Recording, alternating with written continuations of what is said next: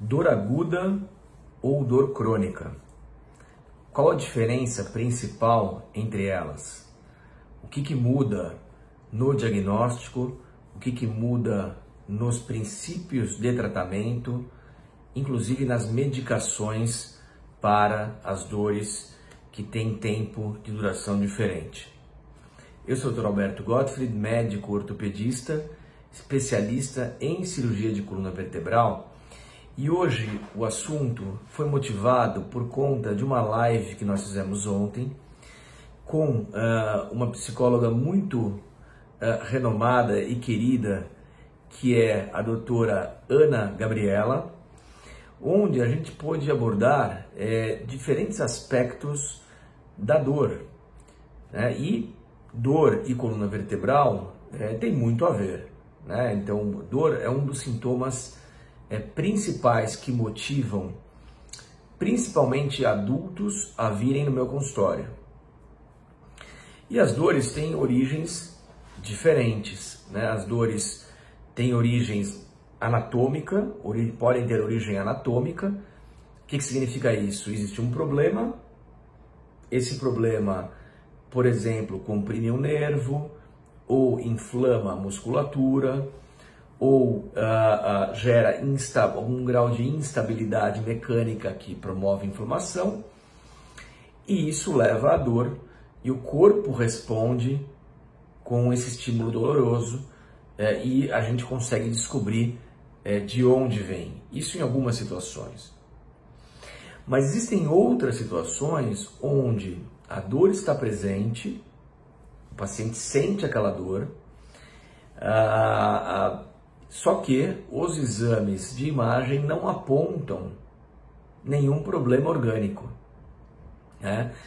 E aí que é a grande dificuldade dessa interpretação dos casos de dores que nós chamamos de psicossomáticas, ou seja, que o corpo manifesta aquilo, mas a anatomia não é condizente com o problema, né? E o tratamento, claro, tem que ser voltado uma outra abordagem que não aquele direcionado na coluna, por exemplo, né? Estou falando aqui de coluna vertebral, porque coluna vertebral é a minha área de atuação.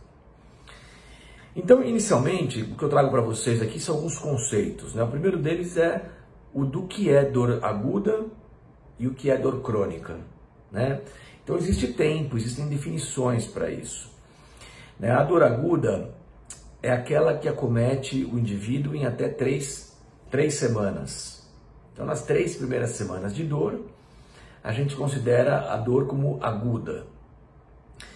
Passadas 3 semanas até 3 meses de dor, existe aqui uma classificação intermediária, que é a dor subaguda, né? Então, ela já não é mais tão aguda, mas não cronificou ainda. E dores acima de 3 meses são, portanto, crônicas. Bom, primeiro ponto é entender o tempo de duração. Segunda característica importante é entender o que faz melhorar ou piorar a dor, tá? Por quê? Porque existem dores, por exemplo, mais uma vez aqui, de compressão de nervo, onde eu consigo, no meu consultório, reproduzir a dor com manobras clínicas, com testes clínicos. Então, por exemplo, se tem uma hérnia de disco, existe um sinal que eu consigo fazer um teste de Lasegue, a manobra de Lasegue, onde eu irrito o nervo e isso faz reproduzir a dor. Então, quando isso está presente, eu começo a raciocinar por um quadro agudo compressivo. Agora, quando o teste está ausente, a chance de existir a compressão já começa a ficar muito menor. Então eu faço isso para existem vários testes, várias manobras, onde a gente testa a anatomia, não só do nervo ciático, como o nervo femoral, né, como também compressão de facetas articulares ou irritação de facetas articulares. Então inclina para frente, inclina para trás, levanta a perna, testa sensibilidade, testa a força motora, testa o neurológico. E daí a gente faz um conceito, né, se existe algum problema orgânico e parte para os testes de imagem, os exames complementares, né, que, como o nome já diz, complementam uma suspeita, complementam um raciocínio. E aí, com base nos exames de imagem, a gente consegue definir se existe algum problema orgânico, de fato, anatômico, que está fazendo gerando aquele sintoma de dor, ou se não, se a dor faz parte de algum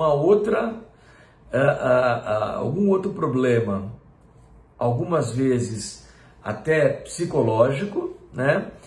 Então, por exemplo, houve alguma questão emocional importante, uma perda na família, uma perda no trabalho, perdeu o emprego, por exemplo, ou um outro trauma importante. Eu já vi uma reforma de uma casa gerar muito atrito no casal e a esposa desenvolveu uma dor terrível, mas que os exames de imagem não mostravam nada que justificasse isso, né? Então é muito importante ir a fundo, né, nessas dores que não são explicadas pelo exame de imagem e pelo exame físico, com outras causas, como causas psicossomáticas. Muito bem, uma vez que a gente faz o diagnóstico, então, eu vou focar um pouquinho mais agora esse trecho seguinte aqui da nossa conversa, nas causas não anatômicas, porque eu tenho diversos vídeos falando sobre outras causas de hérnia, de espondilolistese, enfim, de causas que a gente sabe que dão problema.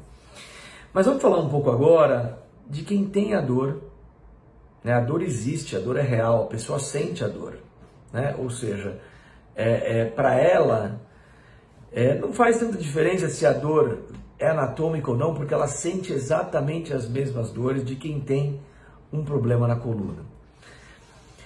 Mas que, na verdade, os exames são inocentes, os exames são benignos, os exames são pouco convincentes que existe alguma doença. Então, nesses casos, né, os remédios, em primeiro lugar, eles são diferentes daqueles remédios para dores agudas ou mesmo dores subagudas. Né? Não adianta ficar tomando remédio forte, tipo morfina, derivados da morfina, tramadol, codeína, para dor crônica. Eles trazem muito pouco benefício e trazem muitos efeitos colaterais, causam dependência. Então esse é o primeiro erro que eu vejo comumente aqui no meu consultório, de pessoas que passam meses aí tratando dores crônicas com remédios de dores agudas. E que remédio tomar então, né? Bom, existem remédios que são muito bem estabelecidos para a dor crônica, principalmente dores de origem psicossomáticas. E a classe medicamentosa que eu mais gosto para essas situações são os antidepressivos.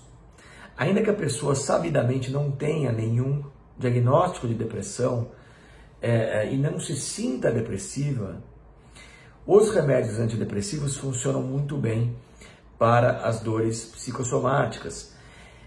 Entenda que ele serve para iniciar o tratamento. E muitas vezes é possível, depois da estabilização da dor, fazer o desmame, né, e seguir por conta própria, sem a necessidade de antidepressivos. Segundo ponto é o apoio de um psicólogo.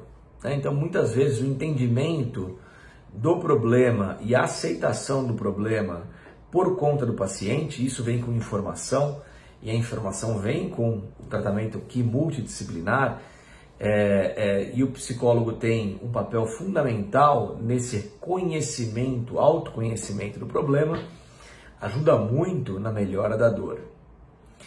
E o terceiro pilar aqui é a mudança dos hábitos de vida. Né? Então eu vejo com muita frequência essas dores relacionadas com sedentarismo, com obesidade, com posturas inadequadas por muito tempo no trabalho, e, óbvio, uma higiene mental também inadequada. Então, o paciente precisa querer mudar, querer ficar bom, né? Não adianta só nós, profissionais da saúde, orientarmos e tentarmos o tratamento, se não partir do próprio paciente o desejo, a vontade de ficar bom, e isso inclui naturalmente mudança de hábitos. Então era isso, né? O tema de hoje era essa dor psicossomática, a dor de origem não anatômica, a dor crônica, né? Como é que a gente encara, como diagnosticar isso e quais são os pilares do tratamento. A gente se vê semana que vem, espero que tenham gostado e até lá.